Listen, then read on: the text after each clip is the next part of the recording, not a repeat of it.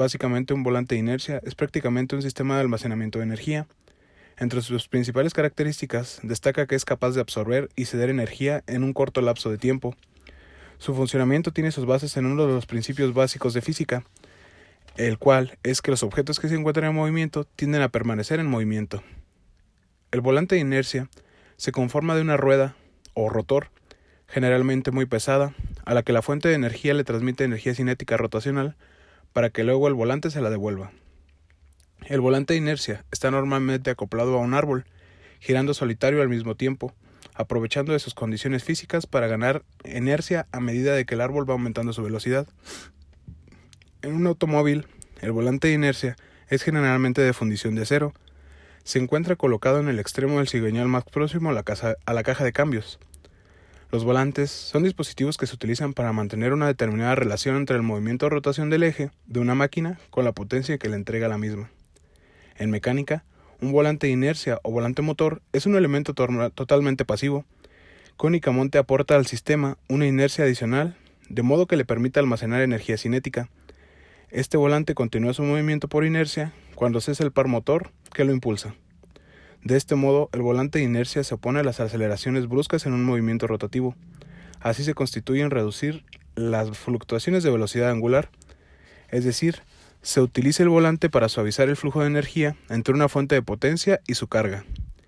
En su diámetro exterior, el volante dispone de una corona dentada, que servirá para la puesta en marcha del motor, mediante el motor de arranque.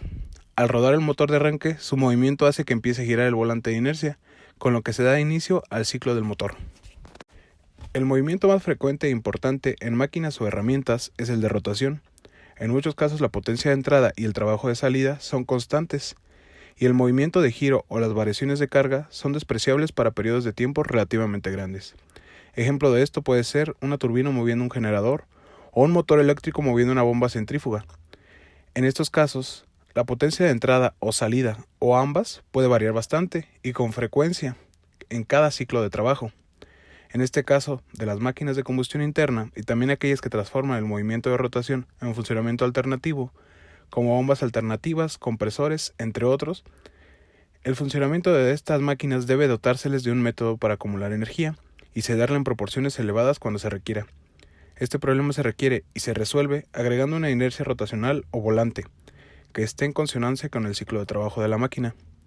Podemos decir, el efecto de la inercia rotacional o del volante es actuar en forma similar a una batería de reserva, en la que utiliza energía cinética en lugar de energía química. La energía de transferencia del volante.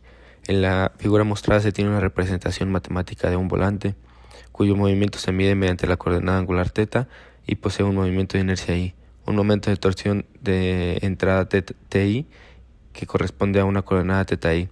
Esto aumentará la velocidad, y un momento de torsión de carga o salida T0 con la coordenada correspondiente θ0. Esto absorberá la energía del volante y hará que pierda velocidad. Si Ti se considera positivo y To negativo, la ecuación del movimiento del volante es la mostrada. Si se conocen las dos funciones del momento de torsión y se dan los valores iniciales del desplazamiento θ y la velocidad W, la ecuación anteriormente mostrada se puede resolver siendo W y alfa funciones del tiempo. En la figura que se muestra en este momento se tiene un diagrama de una situación hipotética. En dichas circunstancias, el trabajo que se le comunica al volante resulta ser el área del rectángulo comprendido entre θ1 y θ2, o sea, la ecuación mostrada. El trabajo saliente del volante es el área del rectángulo comprendido entre θ3 y θ4, es decir, la ecuación mostrada. A partir de ahí, y suponiendo que no hay pérdidas por fricción, se pueden dar tres situaciones. Si U0 es mayor que U1, si U0 es igual a 1 o si U1 es mayor a U0. Y que por último la ecuación anteriormente mostrada, aplicando el algoritmo de integración más sencillo de la regla de Simpson, se tiene al factorizar la ecuación que se muestra en este momento. Esta ecuación se puede emplear para determinar la inercia apropiada del volante que corresponde al cambio de energía U2 menos U1. El factor de inercia de un volante de inercia se puede calcular de acuerdo a dos ecuaciones. La primera, que se encuentra en función de la potencia del motor, de las revoluciones de este, también del grado de irregularidad y de un factor K que depende del tamaño del motor, los cilindros y el ciclo que éste use. Y la segunda ecuación, que nos servirá para calcular el factor de inercia de acuerdo al peso de nuestro volante y a los radios externos e internos de este. El diseño de poleas lleva generalmente a utilizar llantas de diámetro relativamente grandes, a los cuales hay que retirarles importantes volúmenes de material.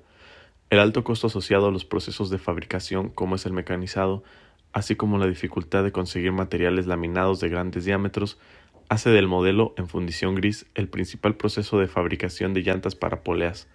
En el diseño de volantes de inercia, lo que hace adecuada la utilización de la fundición gris es por una parte los grandes diámetros de los mismos y por otra la necesidad de acumular la mayor parte de masa en la periferia. Las fundiciones de hierro utilizadas en la fabricación de poleas y volantes de inercia son las fundiciones grises. Para el diseño de volantes se eligen los siguientes materiales, entre los más comunes: acero IC 4130, aluminio 7075, fibra de vidrio Scotch Epoxy y fibra de carbono T300 2500. Además, se puede añadir el uretano, ya que se utiliza como complemento en algunas aplicaciones.